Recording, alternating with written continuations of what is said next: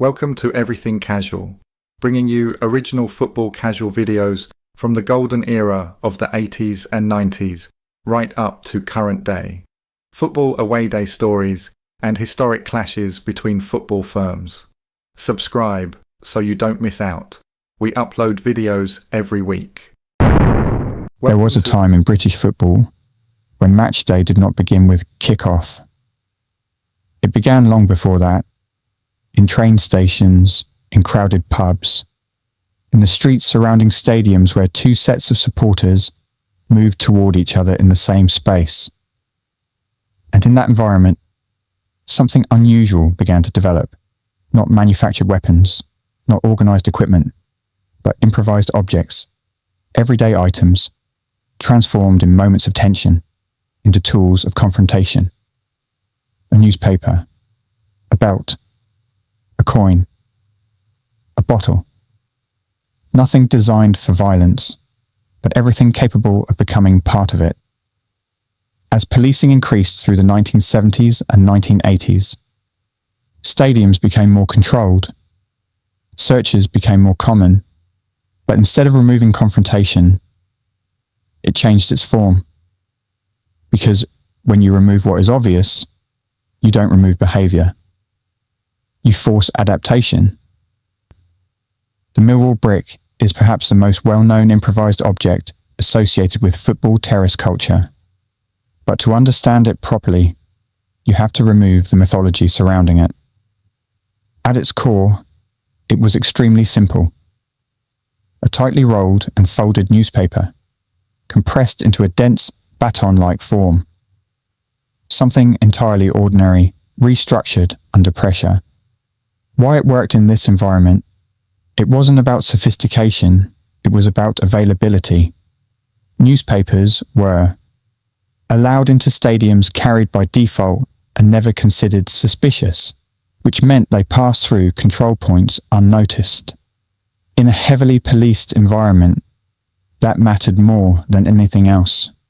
Variations reported, different accounts from the era describe, coins placed inside for added weight tape or string used to tighten structure, dampening the paper to increase density. But the key idea remains consistent. It was not a manufactured weapon. It was improvisation under restriction. Cultural significance. Whether its physical effectiveness is debated or not, its symbolic importance is not. It represents a shift in thinking. If you cannot bring something in, you adapt what is already allowed. That is the real story. Did you ever make a Millwall brick? Chapter 2. Gold rings and heavy jewellery, fashion as armour. Gold sovereign rings. In the casual era of the 1970s and 1980s, fashion was identity, but identity in this period was not passive. It was visible, expressive, and sometimes functional in unexpected ways. Heavy rings became part of that culture, not designed for violence, but worn as status symbols.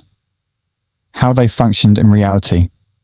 Large rings, added weight to a closed fist, altered impact points in close contact, and became part of the physical environment of confrontation. But it is important to be precise. These items were not carried as weapons. They were fashioned first, and only became relevant in specific situations. Cultural meaning. Rings represented masculinity in working class subculture status within supporter groups and identity within the casual movement. This was fashion as social positioning, not armour by design, but armour by circumstance. What are your thoughts on rings as unofficial knuckle dusters? Any good? Or do they actually do more damage to yourself?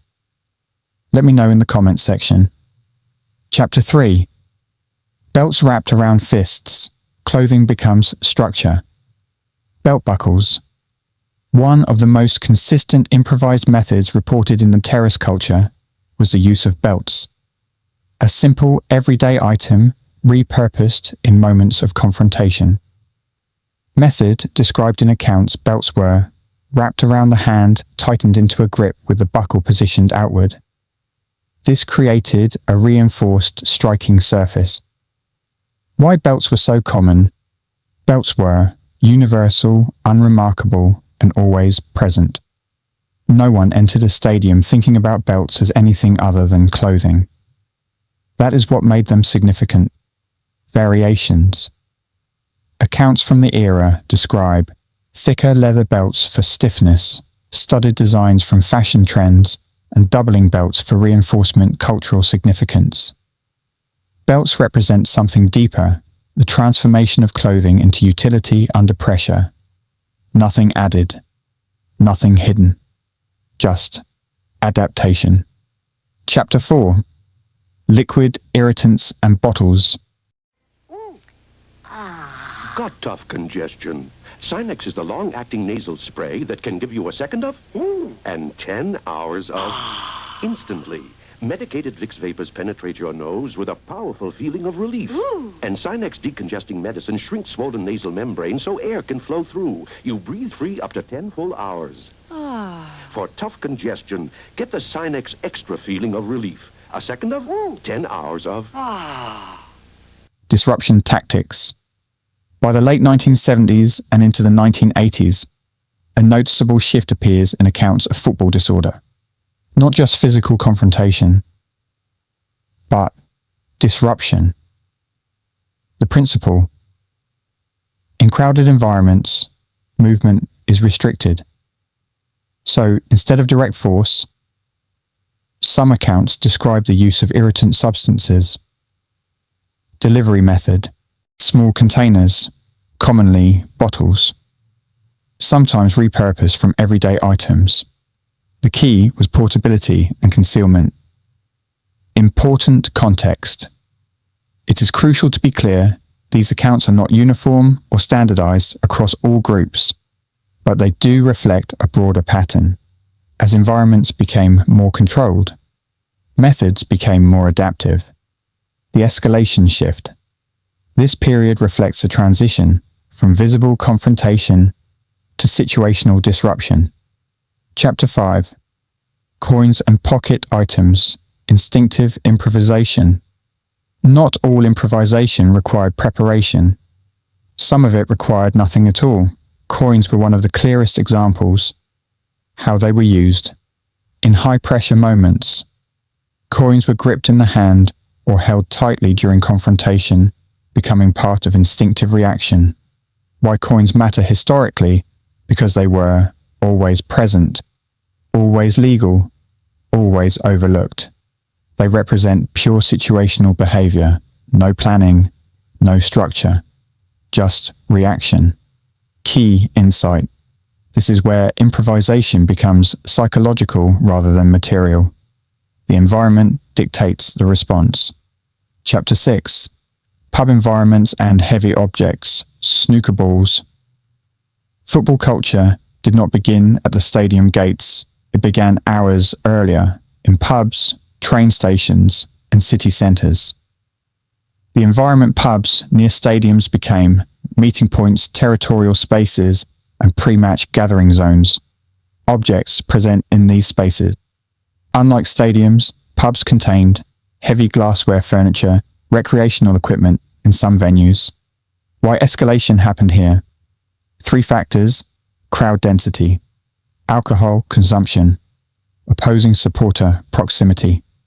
This combination created volatile environments before kickoff even began. Chapter 7. Late escalation and contained substances. As the 1980s progressed, football in Britain changed structurally, but so did improvisation. The shift from physical confrontation towards situational disruption, containers as a concept, bottles and small containers became part of improvised culture due to availability, concealment, portability, important clarification. These methods were not uniform or widespread in a single organized form. They reflect isolated accounts within a broader escalation pattern. The underlying truth. Improvisation always follows restriction. Chapter 8. The end of the Terrace era. By the late 1980s and early 1990s, British football changed permanently. All-seater stadiums, modern policing, surveillance systems, and structural reform. The environment that allowed improvisation at scale was fundamentally transformed. What changed the terraces were no longer uncontrolled spaces. And when the environment changed, behaviour changed with it. Final reality. What remains now is memory, stories, accounts, and cultural interpretation. But behind it all is a simple truth. This era was shaped by environment, not design. Have I missed any improvised weapons out? What did you use? And what was the best weapon? Most people reckon it was the Millwall brick. What are your thoughts? Let us know in the comments section. Football has changed. The terraces of the 1970s and 1980s no longer exist in the same form. Stadiums are different, crowds are different, and the matchday experience is no longer the same. But the stories remain, not as instruction, not as nostalgia, but as history. A record of how ordinary objects in extraordinary environments became part of a culture that defined an era. If you enjoyed this documentary, make sure to like, subscribe, and join Everything Casual for more deep dives into football history, culture, and the untold stories of the terraces. Thank you for taking the time to watch this video. If you subscribe, you will be notified when we release a new video. It could be your firm we make a video about next, so don't miss out and hit the subscribe button. You can find me on Facebook or email me if you have a good story to tell. See you next time.